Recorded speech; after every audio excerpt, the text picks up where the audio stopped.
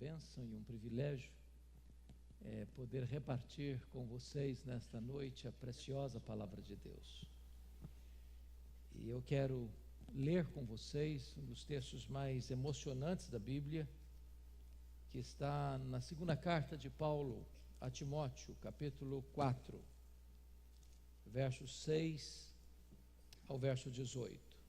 Um pouquinho mais de retorno. Capítulo 4, 6 a 18. Antes de ler esse texto, 2 Timóteo 4, 6 a 18, é preciso entender que esta é a última carta que Paulo escreveu. E Paulo escreveu esta carta da sua segunda prisão em Roma. Ele estava na masmorra Mamertina, um lugar úmido, frio, escuro, insalubre, de onde as pessoas saíam leprosas ou para o martírio. Este é o último capítulo desta carta. Estas são as últimas palavras de Paulo registradas na Bíblia, antes de ser executado, antes de ser degolado. Portanto, estas palavras que vamos ler revestem-se de uma importância vital e retratam o coração e a alma deste homem. E eu chamo a sua atenção então para o que Paulo vai dizer, escrevendo para o seu filho Timóteo, na cidade de Éfeso. Ele diz assim: Timóteo, quanto a mim, já estou sendo oferecido por libação, e o tempo da minha partida é chegado. Combati o bom combate, completei a carreira, guardei a fé. Já agora a coroa da justiça me está guardada, a qual o Senhor, reto juiz, me dará naquele dia. E não apenas a mim, mas a todos quantos amam a sua vinda. Procura vir ter comigo depressa, porque Demas, tendo amado o presente século, me abandonou, e se foi para Tessalônica, Crescente foi para a Galácia, Tito para a Dalmácia. Somente Lucas está comigo. Toma contigo Marcos e traze-o, pois me é útil para o ministério. Quanto a Tíquico, mandei-o até Éfeso. Quando vieres, traz a capa que deixei em Trode, na casa de Carpo, bem como os livros, especialmente os pergaminhos. Alexandre, o latoeiro, causou-me muitos males. O Senhor lhe dará paga segundo as suas obras. Tu guarda-te também dele, porque resistiu fortemente às nossas palavras. Na minha primeira defesa, ninguém foi a meu favor.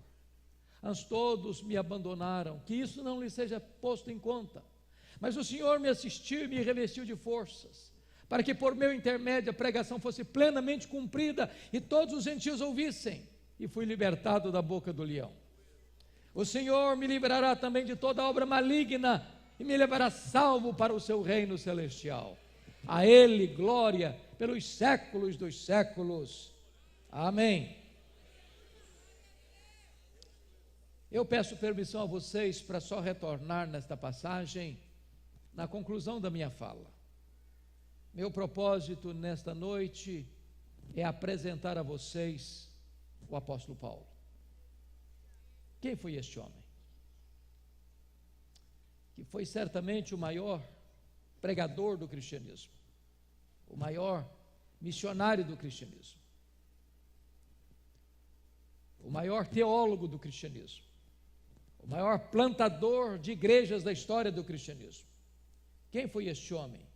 Maior bandeirante, maior desbravador, que plantou igrejas em grandes províncias do império: Galácia, Macedônia, Acaia, Ásia Menor. De Jerusalém ao Ilírico, ele espalhou a esperança do Evangelho. Quem é este homem? Que morreu pobre, cheio de cicatrizes, abandonado, acusado injustamente, condenado, jogado numa masmorra, saindo dela para o martírio. Quem é este homem? Este homem que, não obstante este cenário tão cinzento, é mais influente na história da humanidade do que todos os Césares de Roma juntos. Quem é este homem? Eu gostaria de apresentar a vocês o apóstolo Paulo. E a história dele começa lá em Filipenses capítulo 3, versos 5 e 6, quando diz que ele foi circuncidado ao 8º dia, da linhagem de Israel, da tribo de Benjamim, hebreu de hebreus, quanto à lei, fariseu, quanto ao zelo perseguidor da igreja. Ele era uma espécie de judeu puro sangue, uma das mais importantes tribos de Israel, a tribo de Benjamim. Sabemos à luz de Atos dos Apóstolos, capítulo 22, versículo 3, que ele nasceu em Tarso da Cilícia, portanto, importante região do império, dando a ele o título de cidadão romano por direito de nascimento. Ainda jovem, ele foi enviado pelos seus pais para Jerusalém, onde morava sua irmã, para estudar aos pés do grande mestre Gamaliel, para ser um rabino, um líder da nação judaica, um líder do judaísmo. Gamaliel era neto do famoso rabino Hilel. Então, ele perlustra os bancos de uma academia teológica e recebe a mais refinada cultura doutrinária dos judeus. Diz Gálatas capítulo 1, versículo 14, que dentre os seus pares ele se destaca pelo zelo com que ele estudava a lei, pela maneira zelosa com que ele mantinha a tradição de seus pais. Tornou-se um homem culto, poliglota, de uma cultura invulgar, tendo uma personalidade prismática, um homem que marcou o seu tempo com a esperança da religião judaica para ser o grande líder do judaísmo de seu tempo. Porém, enquanto Saulo crescia e se fortalecia em Jerusalém, um outro rabino também crescia em Israel. Não na decantada Jerusalém, mas na pobre, na pequena, na desprezada Nazaré da Galileia. Não perlustrando os bancos de uma academia, mas com as mãos calejadas trabalhando na urdidura de uma carpintaria. O rabino da Galileia, aos 30 anos de idade, deixa a carpintaria, vai ao Jordão, é batizado por João Batista e dá início ao seu ministério.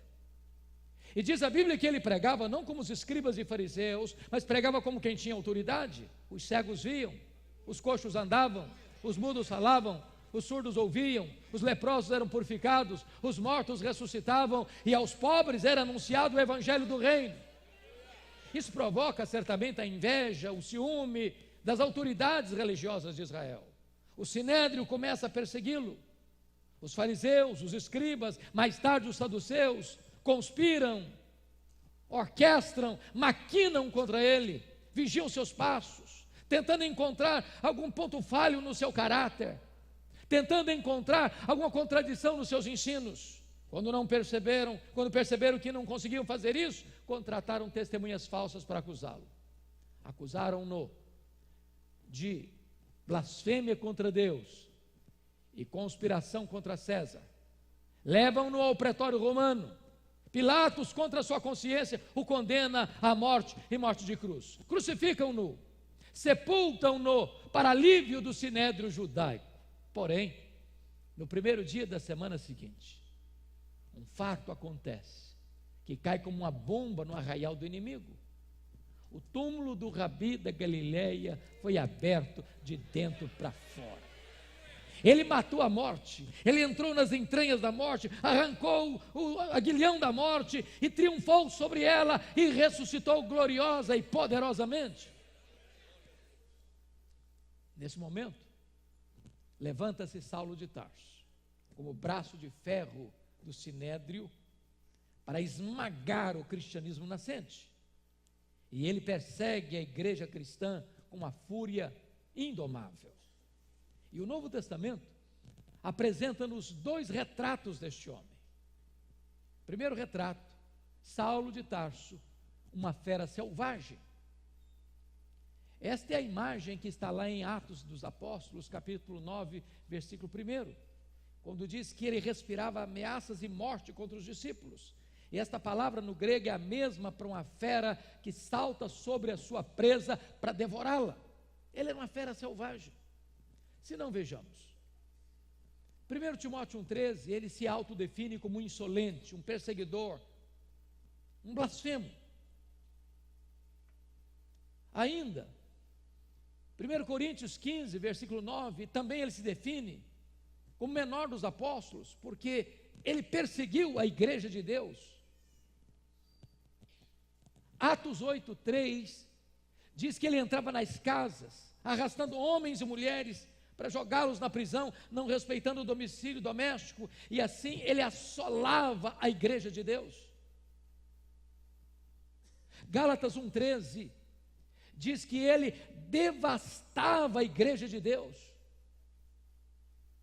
Mas Atos 9, versículo 21, diz que ele não apenas assolava e devastava, mas ele exterminava os discípulos de Jesus em Jerusalém. E você sabe que exterminar não é prender, exterminar não é bater, exterminar é matar. Saulo era um assassino, Saulo era um monstro, Saulo era uma fera selvagem. Isso ainda fica mais claro quando você observa o que está escrito em Atos 22, versículo 4. Porque lá está escrito que ele perseguiu o caminho, a religião dos cristãos, até a morte.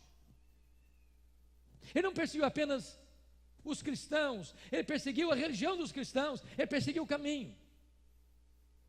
Mas Atos 26, versículo 9, somos informados de que ele entendia que devia fazer muitas coisas contra o nome de Jesus. Em outras palavras, ele não perseguiu apenas os cristãos, ele não perseguiu apenas a religião dos cristãos, ele perseguiu o Deus dos cristãos, ele perseguiu a Jesus.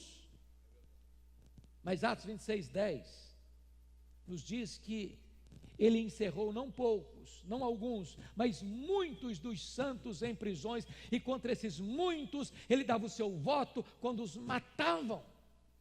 Ele foi um serial killer, ele foi um assassino em série, ele mandou matar muita gente, muitos cristãos em Jerusalém, ele derramou muito sangue inocente, ele era uma fera selvagem. Mas ainda, Atos 26, 11 nos informa que ele, por todas as sinagogas, ele castigava os cristãos, ele açoitava os cristãos, forçando-os até a blasfemarem. Em outras palavras, ele não perseguiu apenas fisicamente, mas também psicologicamente. Ele chegava numa sinagoga e dizia para os cristãos assim: ou vocês negam Jesus, eu prendo vocês, ou vocês negam Jesus, eu bato em vocês, ou vocês negam Jesus, ou eu mato vocês. Ele era uma fera selvagem. Mas ainda, o Novo Testamento nos apresenta um segundo quadro de Paulo, ou de Saulo. Ele era também um touro indomável. Esta figura está em Atos 26, 14. Quando o próprio Senhor Jesus aparece para ele e diz: Saulo, Saulo, por que me persegues? Dura coisa te é recalcitrares contra os aguilhões. Eu fui criado na região rural e já vi muito boi, garrote, bezerro sendo amansado para o trabalho doméstico. E o principal instrumento para amansar um boi bravo é o ferrão, é o aguilhão. E aqui nós imaginamos que o Espírito Santo só começou a trabalhar na vida de Saulo lá no caminho de Damasco, quando ele foi convertido. Isso não é uma verdade, isso não é uma verdade. Toda vez que Saulo entrava numa casa, ou entrava numa sinagoga, e arrastava os crentes para jogá-los na prisão, todas as vezes que Saulo batia nos crentes, forçando-os a blasfemar, todas as vezes que Saulo tentava levar os crentes à apostasia, mas esses crentes preferiam morrer a negar a sua fé, era o Espírito Santo ferroando esse touro bravo, era o Espírito Santo usando esse aguilhão para amansar esse touro bravo, mas esse touro bravo não quer ser amansado, até o dia que esse touro bravo, respirando ameaças e morte, caminha para Damasco para prender os cristãos, e de repente o domador de touro bravos troveja desde as alturas e joga esse touro bravo no chão e grita aos seus ouvidos: Saulo, Saulo, por que me persegues? Dura coisa te é recalcitrares contra os aguilhões. O touro bravo está caído, o touro bravo está vencido, o maior perseguidor do cristianismo está convertido. Fecha-se aqui o primeiro capítulo da sua vida, abre-se um novo capítulo na sua história. A preparação de Saulo para o ministério. Diz a Bíblia que ele é levado cego diante do fulgor da visão que teve do Cristo glorificado, do caminho de Damasco à casa de Judas, na rua direita em Damasco. onde fica orando e jejuando 3 dias. Diz a Escritura que o próprio Senhor aparece para Ananias em Damasco e diz: Ananias, vai à casa de Judas, na rua direita em Damasco, e impõe as mãos sobre Saulo, para que ele fique curado e receba o Espírito Santo. E diz Atos 9,13 que Ananias disse assim: Senhor, mas eu tenho ouvido de tanta gente quantos males tem feito este homem aos teus santos em Jerusalém. Mas o Senhor disse: vai, porque ele é para mim um vaso escolhido. Vai, porque eu lhe enviarei para longe aos gentios. Vai, porque eu lhe mostrarei o quanto importa sofrer pelo meu nome. E diz a Bíblia que Ananias vai, impõe as mãos sobre ele, ele é curado da cegueira, ele é batizado, ele é revestido com o poder do Espírito Santo. Agora notem comigo Atos 9:20. Diz que logo que ele foi curado, logo que ele foi batizado, logo que ele recebeu o Espírito Santo, Atos 9:20 diz que ele começou a pregar nas sinagogas de Damasco, afirmando que Jesus é o Filho de Deus. Mas confiram comigo Atos 9:22, porque em Atos 9:22 diz que Saulo mais e mais se fortalecia, confundindo os judeus, demonstrando que Jesus é o Cristo, que Jesus é o Messias. E eu pergunto a vocês: há alguma diferença entre o que ele fez no verso 21, no verso 20, para o que ele fez no verso 22?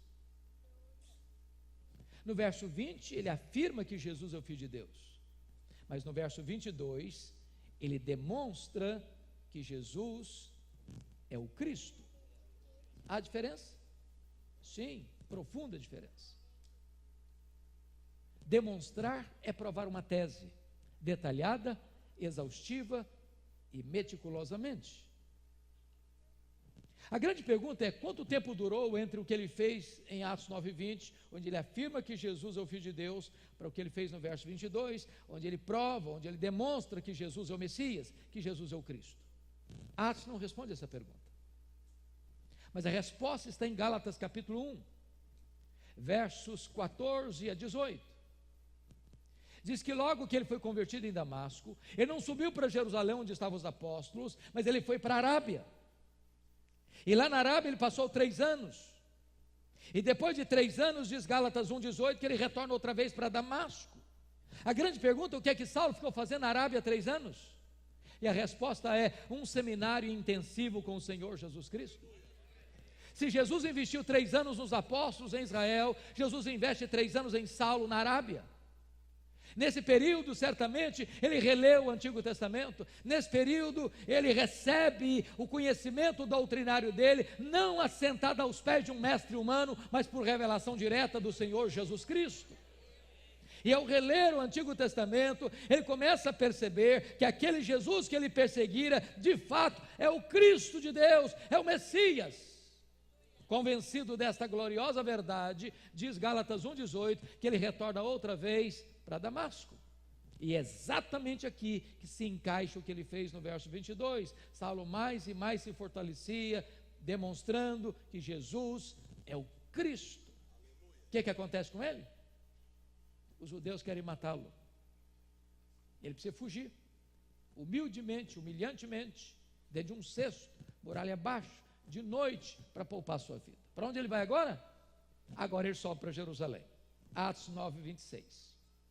E eu preciso da sua atenção, porque agora eu gostaria de levantar uma tese aqui. E a tese que eu quero levantar é que nós imaginamos que Saulo foi poderosamente usado por Deus desde a sua conversão. Isso não é um fato.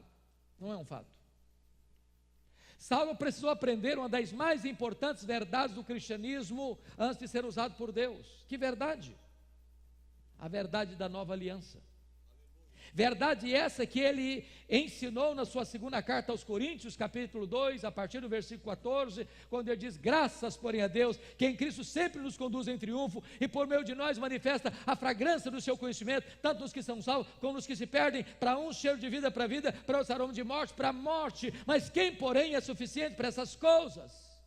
A pergunta fica no ar sem resposta, e só vai encontrar resposta no capítulo 3, versículos 4 a 6, quando Paulo diz: a nossa suficiência vem de Deus. A tese que eu vou levantar é que quando Saulo sopra Jerusalém, aqui em Atos 9:26, ele não está governado pela nova aliança, ele está governado pela velha aliança. E o que é a velha aliança? Quando Moisés desceu do monte com as tábuas da lei, o povo disse para ele: tudo que o Senhor falou, nós faremos. E a pergunta é: fizeram mesmo? E a resposta é: não fizeram. Por que não fizeram? Faltou-lhes sinceridade? Não, faltou-lhes poder.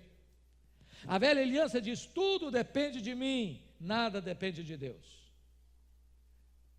Mas a nova aliança, a nossa suficiência vem de Deus. Então, na nova aliança, tudo depende de Deus, nada depende de mim. Quando Saulo sopra Jerusalém, ele vai confiado na velha aliança. Sabem por quê? Primeiro, porque ele imaginou que ele seria o grande líder da igreja em Jerusalém, e ele tinha motivos para isso.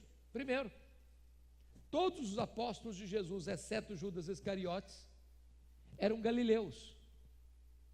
E vocês sabem que aqui na Judéia, os galileus lá do norte são tidos como gente de segunda classe.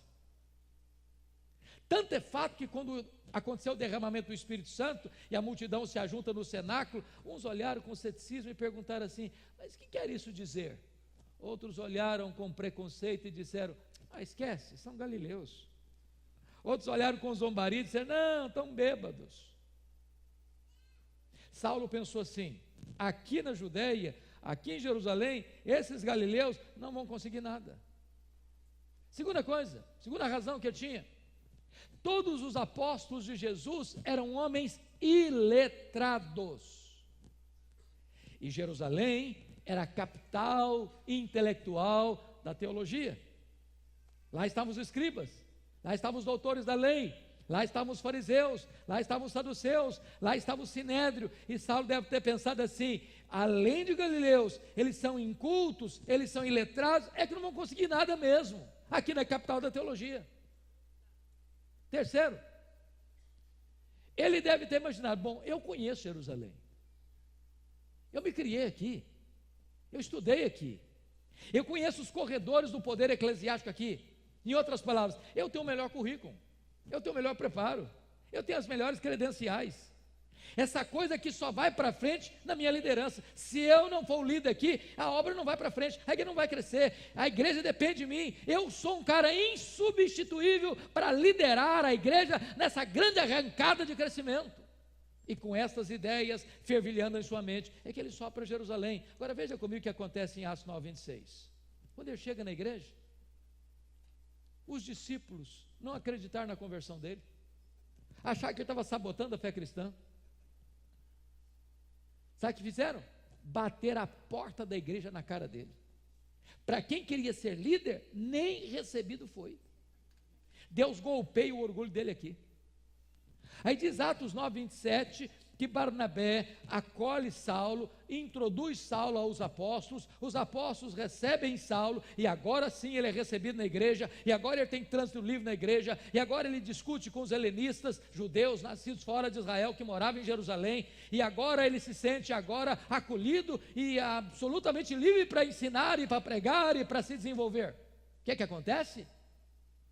Os helenitas resolvem matá-lo. Pois bem, daqui a pouco, os discípulos se reúnem e disseram para ele assim: ô Saulo, você não pode ser nosso pastor não, você tem que ir embora da nossa igreja, pode ir embora que aqui não dá para você.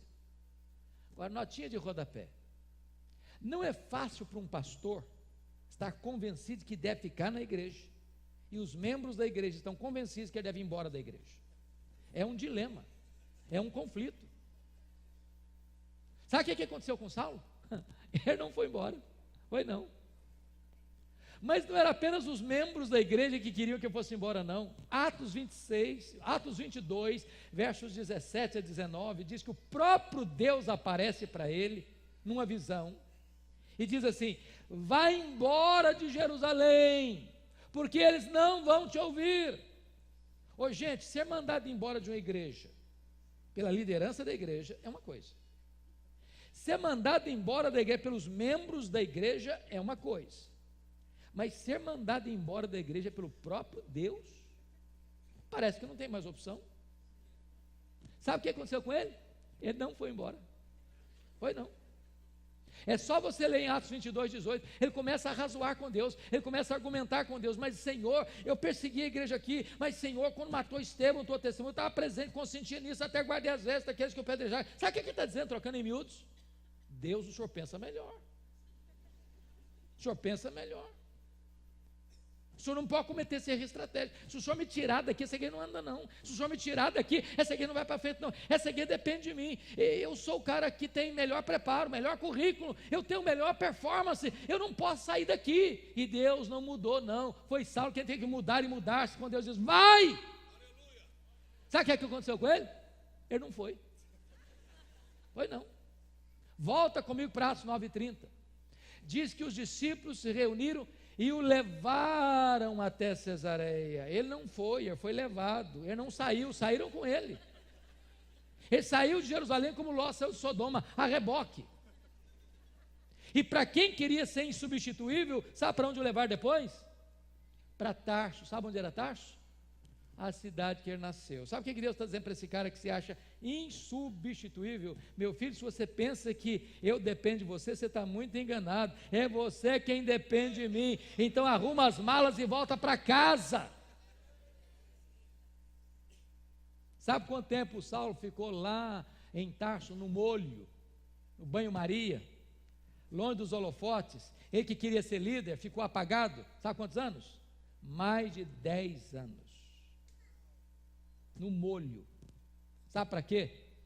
Para aprender a grande verdade que tudo depende de Deus, nada depende de nós. Mas o pior não tinha acontecido ainda não. Não. O pior aconteceu lá em Atos 9:31. Está escrito lá que depois que Saulo arrumou as malas e saiu da igreja, foi embora da igreja, a igreja passou a ter paz e passou a crescer. Você quer coisa pior para um pastor que isso? No dia que vai embora da igreja, todos os problemas da igreja se resolvem, e a igreja explode em crescimento.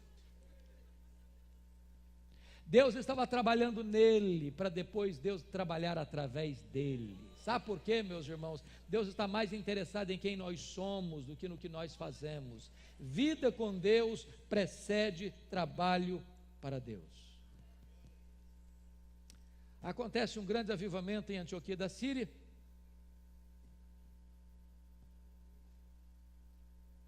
E a igreja de Jerusalém manda para lá seu melhor pastor, Barnabé. Quando Barnabé chega e vê a graça de Deus prosperando, ficou muito feliz, lembrou-se de Saulo.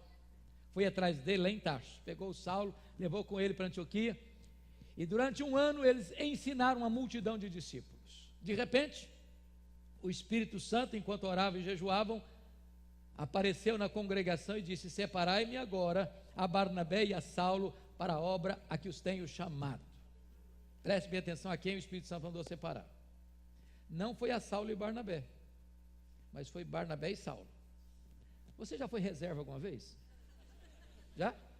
Já andou na sombra de alguém alguma vez? Saulo não era o líder, Saulo era o liderado. Deus ainda estava trabalhando nele. E eles saem para a obra missionária, o jovem João Marcos caminha com eles, que era primo de Barnabé, até que chega em Pafos. E lá tem um procônsul, que era uma espécie de governador daquela região, que se interessa pelo evangelho. Mas tem um mágico a tiracola, que era seu funcionário. Quase todos os grandes líderes políticos na época tinham um mágico a tiracolo. E esse mágico tenta impedir o governador de se converter, de ouvir a palavra, porque claro, se o governador se converter, você perdeu o emprego de mágico. E quando Saulo vê essa situação, ele se dirige ao mágico assim: ó servo do diabo, até quando perverterás os retos caminhos de Deus? Pois ficarás cego.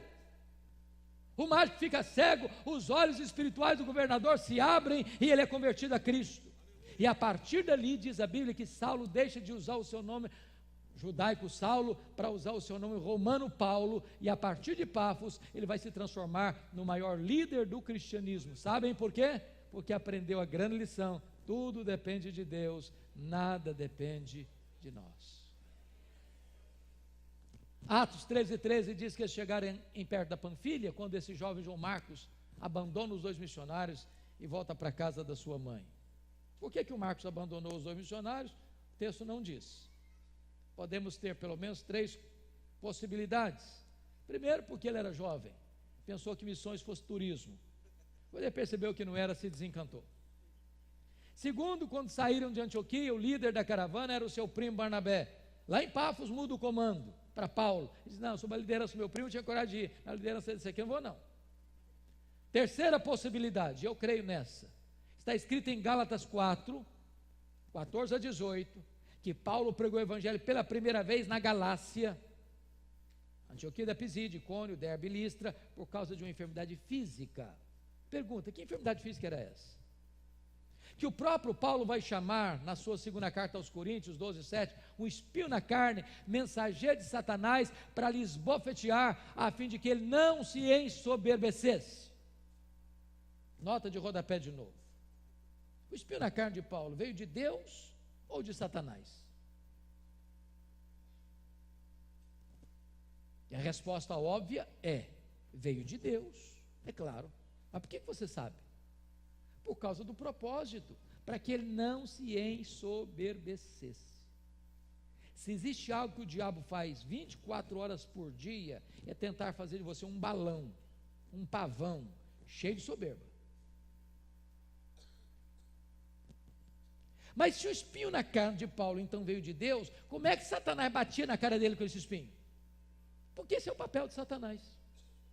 Quando a providência de Deus é carrancuda, e às vezes é, Satanás aparece. Diz assim: está vendo aí? Você não é crente? Você não vai à igreja? Você não é dizimista? Está passando essa magrela aí. Se Deus amasse você mesmo, você não estava nessa não. Amados, Deus nunca prometeu nem para você nem para mim ausência de aflição. O que Ele prometeu é estar conosco todos os dias até a consumação dos séculos. Os estudiosos dizem que essa região de perto da Panfilha era alagadiça, pantanosa, com forte incidência de malária, que dava uma dor de cabeça alucinante. Muito provavelmente Paulo pega uma malária aqui. E esse jovem João Marcos deve ter pensado assim: estou muito novo para ficar doente, vou voltar para a casa da minha mãe. Quando Paulo chega lá na Galácia, os crentes queriam arrancar os próprios olhos para dá-los a Paulo. Dá a impressão que Paulo tinha um problema de visão em virtude da doença que contraiu. E não consta a Bíblia que Paulo tenha saído doente de Antioquia da Síria, mas consta a Bíblia que ele chegou doente na província da Galácia.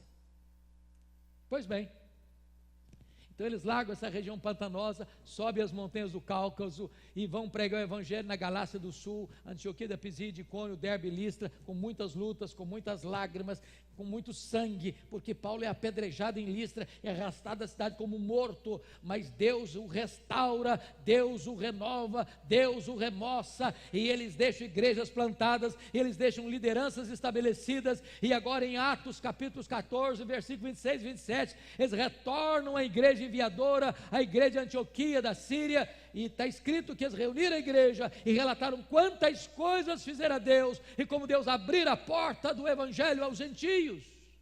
Nota de rodapé: tem espaço para testemunho na igreja, mas não tem espaço para projeção humana na igreja. Relataram não quantas coisas fizeram eles, mas quantas coisas fizeram a Deus. Quem faz a obra é Deus, nós somos apenas os seus instrumentos.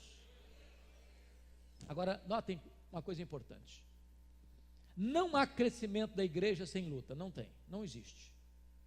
A igreja começa a crescer, diz Atos 15:1, que os fariseus voltaram, desceram de Jerusalém e disseram assim para os crentes novos, crentes gentios: se vocês não guardarem a lei de Moisés, se vocês não se circuncidarem, vocês não poderão ser salvos. Atos 15:1, Atos 15:4. Bom, a teologia não está boa. Você dizer que só a obra de Cristo não é suficiente, você dizer que só a fé em Cristo não vale, mas isso não é o evangelho.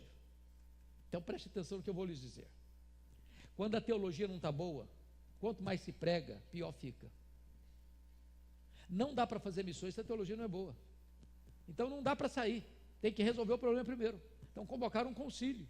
Os presbíteros, os apóstolos, trataram do assunto, discutiram o assunto, resolveram o assunto, escreveram a decisão, nomearam comissão para visitar as igrejas e ler o documento. É só a fé em Cristo e acabou. O que Cristo fez na cruz foi suficiente. A salvação não é pelas obras, a salvação não é pelo mérito humano, a salvação não é por nenhum ritual religioso, a salvação foi pela obra que Cristo realizou na cruz, em seu favor, em nosso favor, para nos dar a vida eterna. Agora diz Atos 15, 36 a 41, que Paulo chega para Barnabé e diz assim: ô Barnabé, vamos voltar? Vamos visitar aqueles irmãos que nós ganhamos para Cristo? Vamos fortalecer aquelas igrejas? Barnabé respondeu assim: olha, Paulo, eu gostaria de levar comigo o meu primo, o Marcos. Ele está querendo ir com a gente.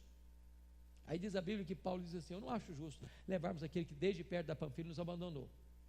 Diz a Bíblia que houve tal desavença entre Paulo e Barnabé, por causa dessa situação, que eles não caminharam juntos mais.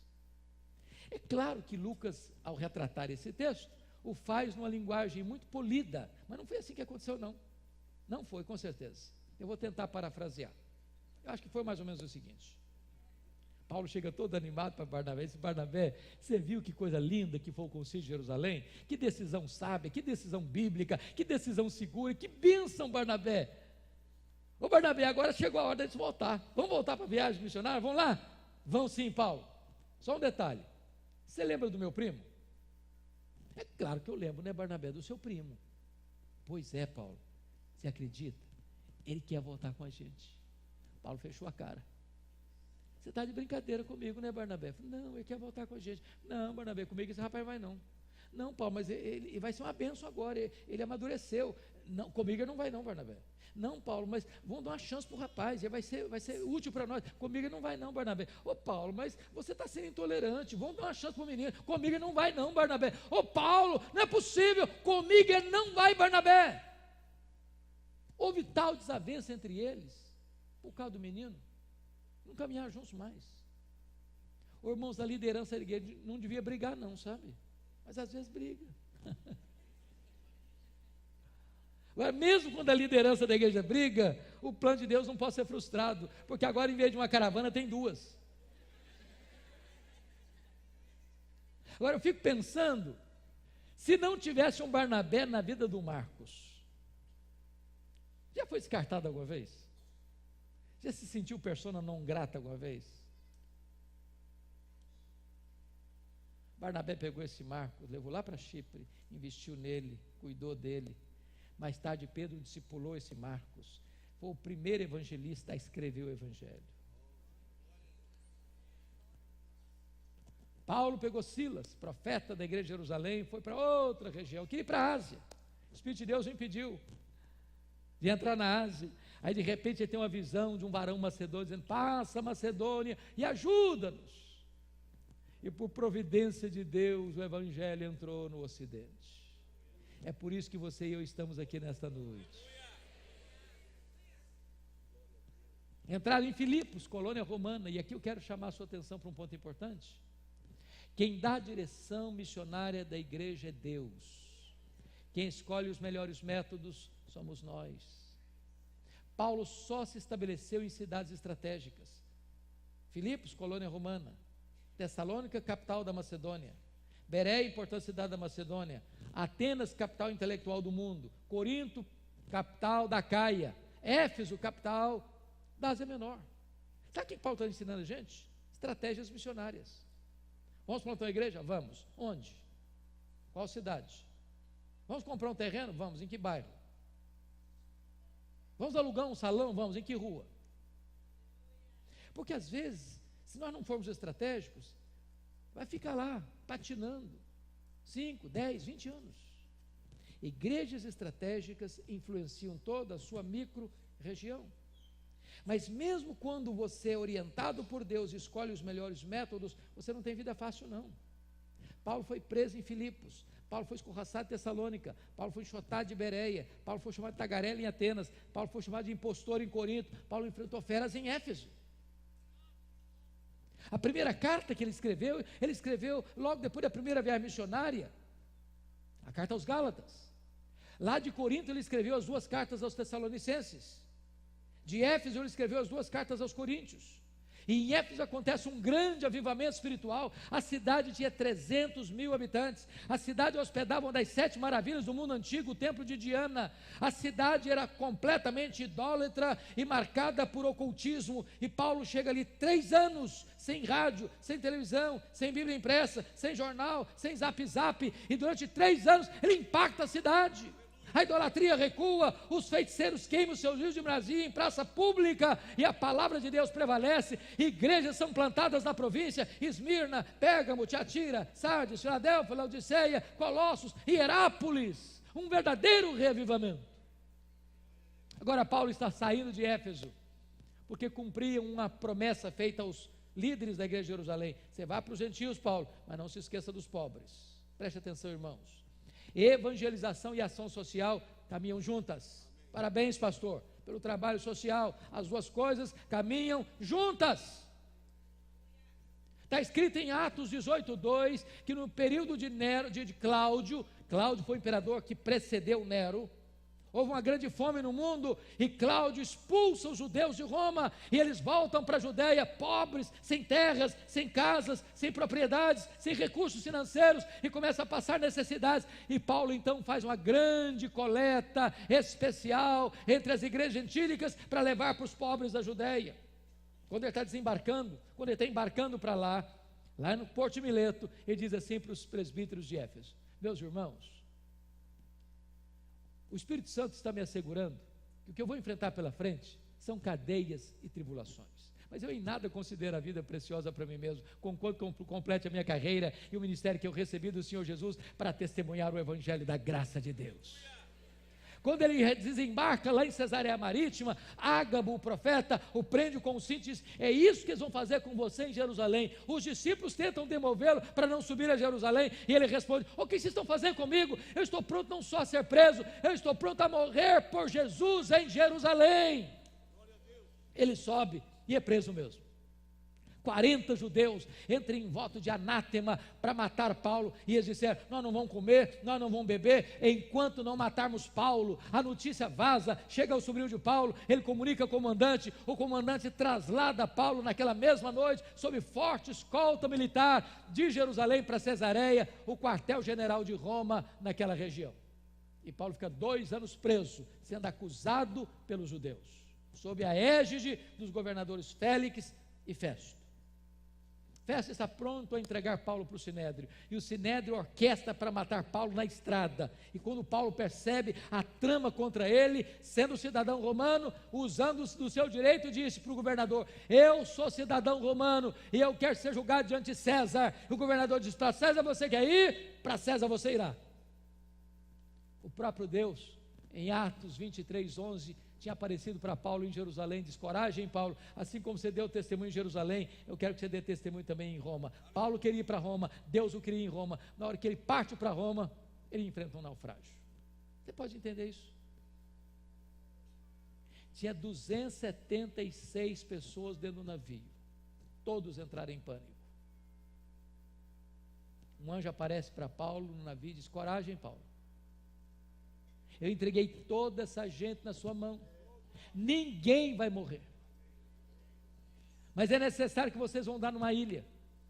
Quando o dia amanhece, eles enxergam a ilha de Malta. O navio se despedaça todinho, a carga do navio se perde todinha, mas todos se salvam, uns em tábuas, outros nadando, e chegam na ilha de Malta. Os bárbaros prepararam uma grande fogueira para aquecê-los, e o único que quis manter a fogueira acesa foi Paulo. Foi pegar um punhado de gravetos para jogar no fogo, e quando ele joga um punhado de gravetos no fogo, uma víbora brota do fogo e prende na mão do Paulo. E os bárbaros gritaram: é um assassino, tenta se livrar do mar, a justiça não deixa viver, vai cair, vai inchar, vai morrer. Não caiu, não inchou, não morreu. Mudaram de opinião e disseram: é um Deus. Não, agora não é nem um assassino, nem um Deus, é o servo do Deus vivo. Não foi a tempestade que levou Saulo para a ilha de Malta, foi a mão da providência divina.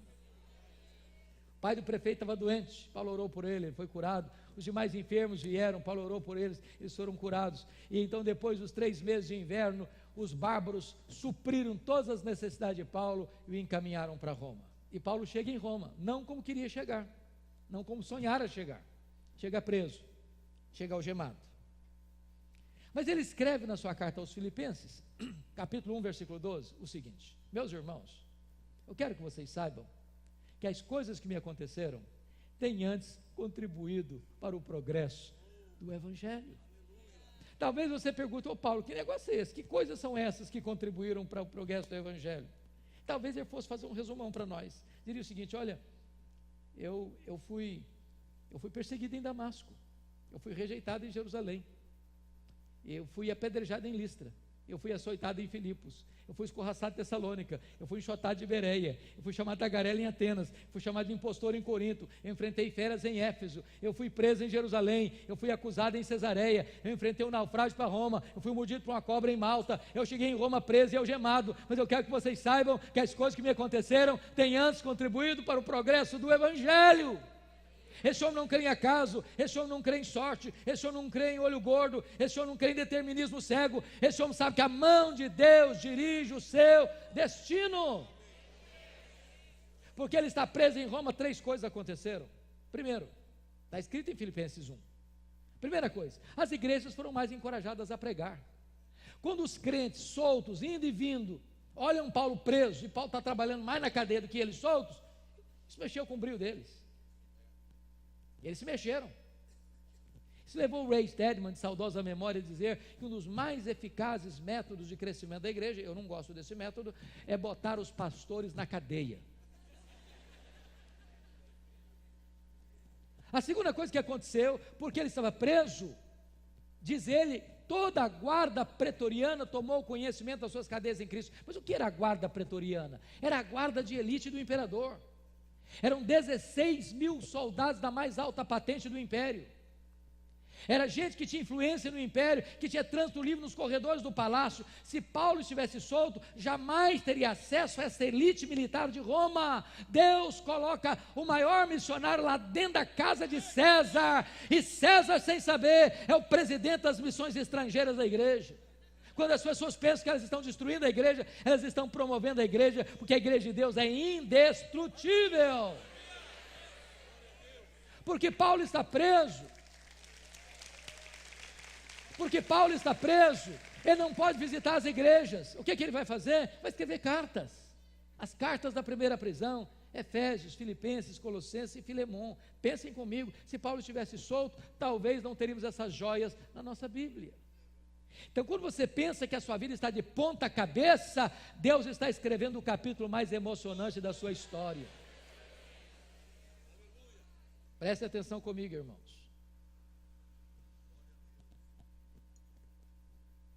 Dessa primeira prisão, Paulo orou para sair. Paulo pediu oração para sair, saiu. Mas não saiu para se aposentar, porque não tem aposentadoria no reino de Deus. Ele não saiu para vestir um pijama. Ele saiu para fazer a 4ª viagem missionária. Ele deixou Timóteo em Éfeso, ele deixou Tito em Creta, muito provavelmente ele foi em Espanha, como era seu desejo, passou por Nicópolis. E nesse interregno, ele escreve mais 2 cartas, Tito e 1 Timóteo. Mas vocês sabem que uma tragédia acontece no Império, no dia 17 de julho do ano 64. A cidade de Roma, a maior cidade, a mais poderosa cidade, a mais populosa cidade, com mais de 1 milhão de habitantes, é incendiada. Não um acidente casual, um incêndio de 7 noites e 6 dias, de 17 de julho a 24 de julho do ano 64. E o imperador Nero está assistindo o horrendo espetáculo do alto da torre de Mecenas, vestido de ator, tangendo a sua lira. Quando este incêndio terrível acaba, dos 14 bairros de Roma, 10 haviam sido devastados, 70% da cidade destruída.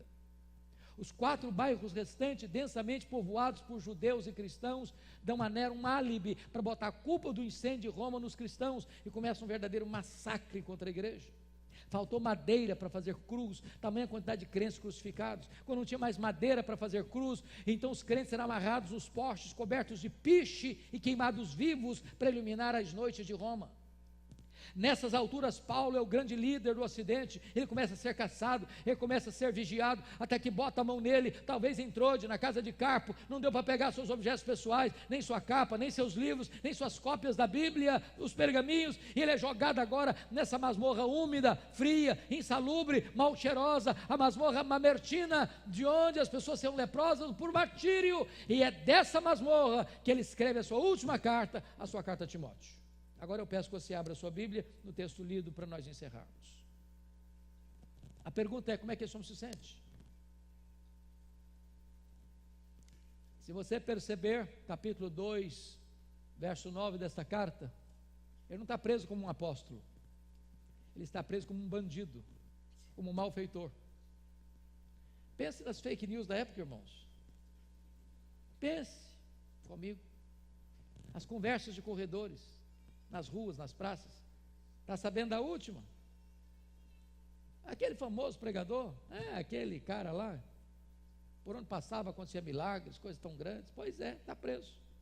É um bandido. Está por trás do incêndio de Roma. Está lá agora.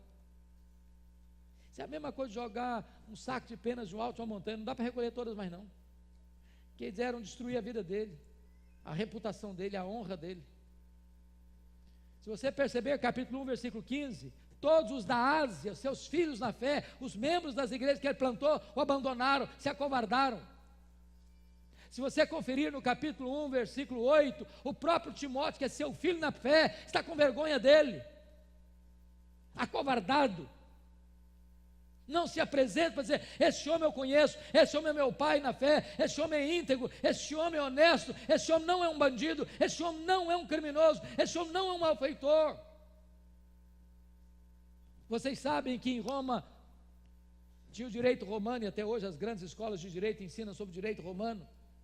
Mesmo Paulo sendo acusado de um crime tão grave, ele teve direito de defesa. Marcaram uma primeira audiência, uma primeira defesa, para ele apresentar suas testemunhas, e ele confessa no capítulo 4:16, na minha primeira defesa, ninguém foi a meu favor, antes todos me abandonaram. O que acontece? Ele sai dessa audiência, sentenciado à pena de morte. E eu pergunto a vocês, como é que ele se sente? Primeira coisa que ele sente, irmãos, está no versículo 9, o drama da solidão. Procura vir ter comigo depressa, Timóteo. Eu preciso de um ombro, preciso de um amigo, preciso de alguém do meu lado para repartir minha dor, dividir minha carga, de um ombro para eu reclinar minha cabeça. Segundo, ele enfrenta o drama do abandono, versículo 10, Demas, amando o presente século, me abandonou. Irmãos, não é fácil ser abandonado, não. Não é fácil você ser abandonado pela pessoa que você amou e nela investiu. Não é fácil ser abandonado quando você mais precisa de ajuda. Não é fácil você ser abandonado no final da vida. Está abandonado, sentindo abandono. Notem comigo, no versículo 14 e 15, ele enfrenta o drama da traição. Alexandre Latueiro causou-me muitos males. Foi esse camarada que delatou o Paulo, culminando a segunda prisão de Paulo, no seu consequente martírio. É gente que apunhala pelas costas, é gente que puxa o tapete, é gente que celebra quando você cai, é gente que chora quando você se levanta. Não é fácil a traição, não, irmãos, a traição dói. Mas esse homem está enfrentando, irmãos, o drama das privações. Olha comigo o versículo 13, ele está enfrentando 3 privações, ele está enfrentando privações emocionais, ele precisa de gente. Ele está enfrentando privações mentais, ele precisa de ler. Ele está enfrentando privações físicas, o inverno está chegando, e velho sente mais frio que gente nova, e lá dentro da masmorra é tão frio quanto aqui fora, e ele está dizendo o seguinte: meu filho, nenhuma capa velha no inverno eu tenho, traz a minha capa. Isso é, amado, uma exortação para você e para mim, que tendo casa para morar, que tendo cama para dormir, que tendo roupa quente para vestir, que tendo pão sobre a mesa, ainda murmura. O maior líder do cristianismo não tem sequer uma capa para usar na chegada do inverno. Esse homem está enfrentando o drama da ingratidão. Na minha primeira defesa, ninguém foi a meu favor. Talvez de todas as dores da vida, a mais profunda é a dor da ingratidão. Mas louvado seja o Senhor. Ele diz no verso 17 assim: mas o Senhor me assistiu. O Senhor me assistiu e me revestiu de forças, para que por meu intermédio a pregação fosse plenamente cumprida e todos os gentios a ouvissem, e fui libertado da boca do leão. O Senhor me guardará de toda obra maligna, me levará salvo para o seu reino celestial. A Ele glória pelos séculos dos séculos. Pensem comigo. O dia da execução de Paulo chegou. Eu imagino essa cena. Aquele executor cruel, insensível, talvez receba um pedaço de couro na sua mesa, dizendo: é o dia. Paulo vai ser executado.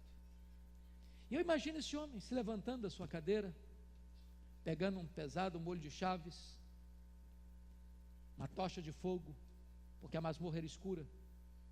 E eu imagino esse homem avançando por meio de um corredor escuro, abrindo uma pesada porta de ferro, e entrando com aquela tocha de fogo na mão e gritando: prisioneiro Paulo! Prisioneiro Paulo! Prisioneiro Paulo! E o velho apóstolo responde: sou eu estou aqui. Ele é arrancado dessa masmorra e é levado ao local da sua execução. E quando caminha para lá, ele deve ter pensado no que escreveu para Timóteo e falado assim: valeu a pena. Ah, valeu a pena. Sabe por quê? Porque eu combati o bom combate, porque eu completei a carreira, porque eu guardei a fé. Eu não larguei a obra de Deus no meio do caminho. Eu não negociei meus valores, não vendi a minha consciência. Enquanto caminha para o local da execução, ele deve estar lembrando o que escreveu para Timóteo: Timóteo, meu filho, Roma vai me matar. Ele diz, pensando melhor: Timóteo, é eu que vou me oferecer. Eu não vou me oferecer para Roma não, eu não sou prisioneiro de César. Eu sou embaixador em cadeia, sou prisioneiro de Cristo. Então vou me oferecer para Ele em sacrifício e libação ao Senhor. E tem mais, Timóteo, não vou morrer não, eu vou partir. A palavra partida aí é um eufemismo para a morte. E essa palavra significa 3 coisas no grego. Primeiro, é tirar o fardo das costas de alguém. Sabe o que é morrer para um crente? É descansar das suas fadigas. Apocalipse 14, 13. Quantas fadigas, não? Quantas pessoas num leito de hospital, sessões difíceis de quimioterapia, de radioterapia, lutando bravamente para sobreviver, tomando injeções de morfina, balão de oxigênio, falta de ar, até o dia que o Senhor Jesus vem e diz: filho, vem cá, vamos para casa, chega de cansaço, chega de fadiga, chega de dor, eu vou dar a você meu descanso. Segundo, a palavra partida no grego significa desatar um bote e atravessar para o outro lado do rio. Sabe o que é morrer para um crente? É fazer a última viagem rumo à pátria celestial. Terceiro, a palavra partida no grego significa afrouxar as estacas de uma barraca, levantar acampamento e ir para sua casa permanente. Sabe o que é morrer para um crente? É mudar de endereço, é ir para a casa do Pai. Paulo não está com medo de morrer, porque sabe em quem tem crido e sabe para onde está indo. Enquanto caminha para o local da execução, ele deve ter lembrado do que escreveu para Timóteo. Diz: Timóteo, meu filho, Nero me considerou culpado e sentenciou a pena de morte. Mas pensando melhor, Timóteo, isso não me importa não. O que me importa, na verdade, Timóteo, é que o reto juiz, diante de quem eu vou comparecer, e todos terão que comparecer, já me justificou. Não tem mais crime, não tem mais culpa, eu estou quisto com a lei de Deus, eu estou quisto com a justiça de Deus, já não há nenhuma condenação sobre a minha vida. Então, Timóteo, eu estou indo, na verdade, a receber a coroa da justiça. E eu imagino a cena, quando ele chega no local da execução, e pensa em vocês que Paulo era o prisioneiro mais importante daquele tempo, acusado de um crime mais grave daquela época. Muito provavelmente o executor perguntou: você quer dizer algumas palavras antes de morrer, Paulo? pensando que ele fosse abrir a boca para expressar sua mágoa, sua revolta, sua dor. E Paulo deve ter dito: sim, eu quero sim, eu quero sim. Talvez nesse momento que ele ergueu os olhos aos céus, disse a ele, ao Senhor Jesus, glória pelos séculos dos séculos, amém. Botou a cabeça no cepo, a espada de Roma tosou-lhe a cabeça para um lado, corpo para o outro, tombou na terra como um mártir, foi recebido no céu como um príncipe.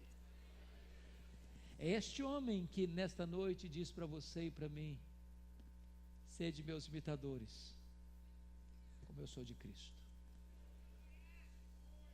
Que Deus nos ajude, nesse tempo onde o cristianismo está sendo tão desfigurado, a voltarmos para o simples e puro evangelho da graça, e a renovarmos o nosso compromisso com Jesus, porque se vivemos, para Ele vivemos, se morremos, para Ele morremos, quer pois vivamos, quer pois morramos, nós somos do Senhor. Fique em pé, vamos orar.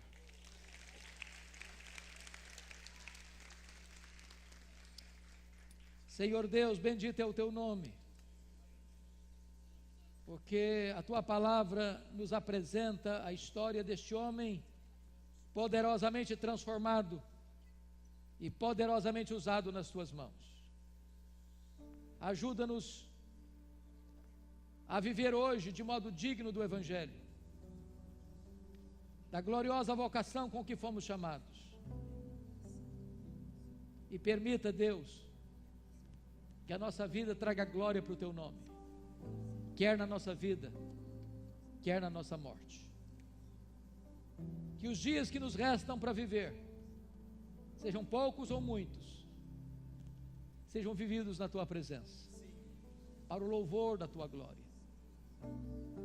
Se porventura nesta noite, Deus, alguém que entrou aqui, que ainda não tinha conhecido Jesus Cristo, Teu Filho, ainda não tinha se rendido aos Seus pés, para confessá-lo como Senhor da sua vida, que essa seja uma noite de salvação.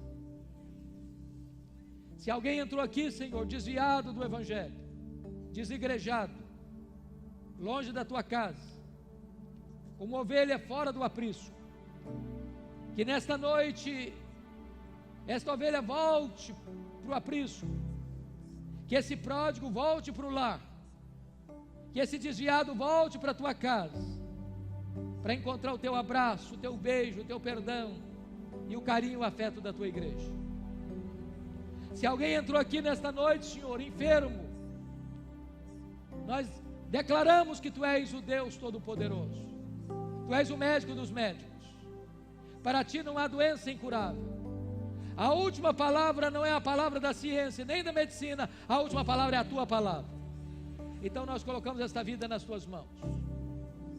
Se alguém entrou aqui, Senhor, com a alma angustiada, passando por lutas, por dissabores, por crises, por dramas existenciais, sendo alvos das angústias mais profundas, ou dos ataques mais ferrenhos, ou da perseguição mais cruel, toma esta vida em Tuas mãos, consola este coração, anima este coração, levanta esta pessoa na força do Teu poder. Ah, meu Deus, todos nós estamos carentes da Tua graça, e nós colocamos a nossa vida aos Teus pés, e Te adoramos como a razão da nossa vida, em nome de Jesus, aleluia, amém. Vamos aplaudir o Senhor Jesus.